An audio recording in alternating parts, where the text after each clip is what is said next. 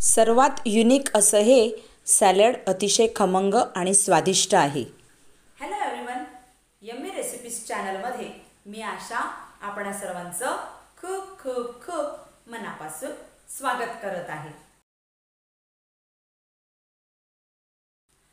आजचा सॅलडचा आपला 7वा दिवस आहे। तर या 7व्या दिवशीचं आपण सॅलड बनवून घेणार आहोत। त्यासाठी कोबी, गाजर, ॲपल अशा प्रकारची आपल्याला ही फळभाज्या किंवा फळं लागतात। तर चला हे बनवायचं कसं ते आता आपण पाहून घेऊया। युनिक असं सॅलड बनवून घेण्यासाठी मी कच्ची पपई आणलेली आहे। ती पपई मी आता छान अशी साफ करून घेत आहे। त्यावरची सगळी साल मी काढून घेत आहे। साल सगळी काढलेली आहे। आता अशा प्रकारे मी सुरीने ह्याचे असे फटके मारून घेत आहे। हलक्या हाताने सुरीने फटके मारायचे आहेत, पण फटके मारताना मात्र आपली बोटं सांभाळून घ्यायची आहेत, नाहीतर तो फटका कुठे आपल्या बोटावरच जायचा। तर असे हे फटके मारून झालेल्या पपईचं आता आपण पिलरच्याच मदतीने हे पील करून घेणार आहोत। हे पहा, अशा पद्धतीने मी ही कापून घेत आहे, पील करून घेत आहे। पिलरच्या साहाय्याने बटाटा साफ करायचं असतं, त्याच्या साहाय्याने मी ही छान अशी कापून घेतलेली आहे।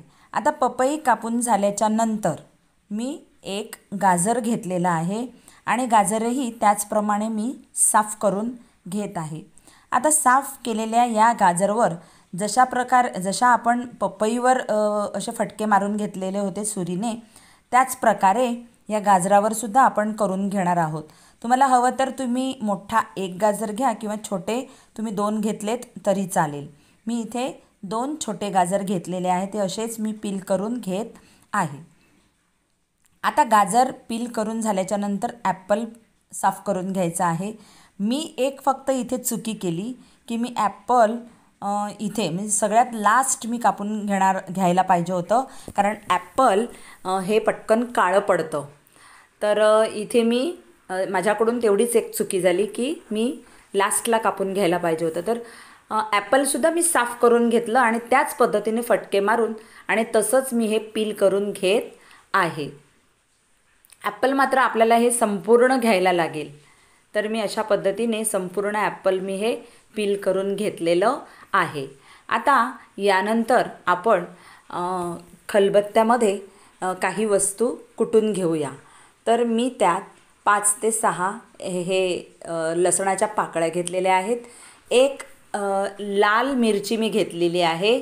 थोडेसे मी कांदे घेतलेले आहेत, म्हणजे छोटे छोटे 2 कांदे।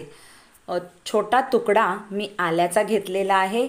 अगदी हात भरून एक कोथिंबीरची पानं मी घेतलेली आहेत। 4 ते 5 मी पुदिन्याची पानं घेतलेली आहेत। आता या सगळ्या वस्तू आपल्याला कुटून घ्यायच्या आहेत, खरबरीत कुटून घ्यायचं आहे, फाईन कुटायचं नाही। त्याचबरोबर मी थोडंसं याच्यात मीठ घालून घेत आहे आणि अर्ध्या लिंबाचा म्हणजे 1 टीस्पून भरेल एवढा अर्ध्या लिंबाचा रस काढून घेत आहे। यात मी मिक्स करून घेत आहे, नंतर छान असं कुटून घेत आहे।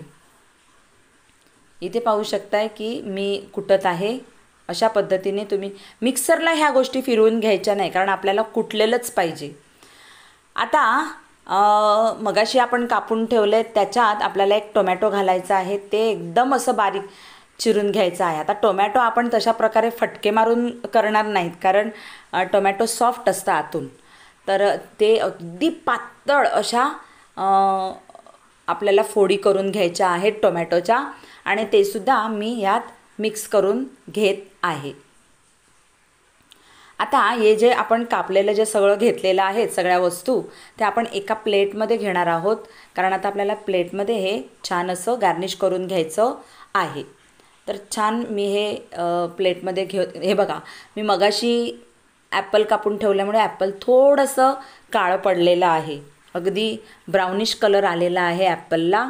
तर ॲपल तुम्ही वेळेवर कापून घ्या, म्हणजे जेणेकरून ते ॲपल तुमचं काळं पडून जाणार नाही। आणि मगाशी कुटून ठेवलेलं आलं लसूण वगैरे सगळं ते आता आपण ह्यात मिक्स करून घेणार आहोत।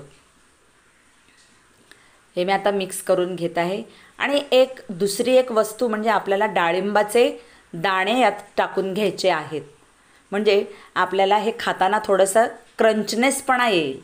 या डाळिंबाच्या दाण्यांचा क्रंचनेसपणा आपल्याला हे सॅलड खाताना येईल. तर आता हे डाळिंबाचे दाणे आणि मगाशी कुटून ठेवलेल्या वस्तू, आलं लसूण वगैरे, ते सगळं आता आपण इथे एकजीव करून घेत आहे. 2 चमच्यांच्या सहाय्याने तुम्ही असं हे एकजीव करून घेऊ शकता. आता हे तयार आहे. ह्याच्यावर मी थोडेसे डाळिंबाचे दाणे उरवून ठेवलेले आहेत, ते मी गार्निश करून घेत आहे. आणि एक छोटंसं पुदिन्याचं पान मी इथे लावून घेत आहे. तुम्ही पुदिन्याचं पान लावा किंवा मग कढीपत्ता टाकलात तरी चालेल, पण मी पुदिन्याचं पान हे असं तोडून यात घालून घेतलेलं आहे. तर हे सॅलड, युनिक असं सॅलड तयार झालेलं आहे सर्व करून घेण्यासाठी. अतिशय चवीला सुंदर असं हे सॅलड लागतं. सगळ्या चवी यात उतरलेल्या आहेत. ह्या सॅलडचा माझा हा व्हिडिओ तुम्हाला आवडला असेल तर लाईक करा, शेअर करा, कमेंट करा, सबस्क्राईब करा. आणि मग आपण भेटूया पुढच्या अशाच एका खमंग व्हिडिओत. तोपर्यंत बाय बाय.